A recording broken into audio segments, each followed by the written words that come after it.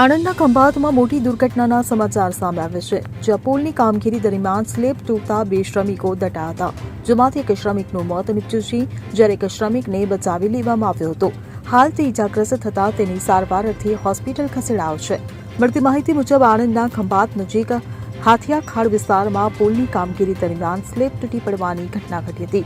આ ઘટનામાં 2 શ્રમિકો દટાયા હતા. આ ઘટનાને જોતા આસપાસમાંથી લોકો દોડી આવ્યા હતા અને તેમણે આ અંગે સ્થાનિક તંત્રને જાણ કરી હતી, જેથી સ્થાનિક તંત્રના અધિકારીઓ અને પોલીસનો કાફલો ઘટનાસ્થળે દોડી આવ્યો હતો. જે બાદ સ્લેબના કાટમાળની નીચે દટાયેલા શ્રમિકને રેસ્ક્યુ કરી 108 મારફતે સારવાર અર્થે ખસેડાયો હતો, જ્યારે મૃતક શ્રમિકના મૃતદેહને પીએમથી હોસ્પિટલ ખસેડાયો હતો.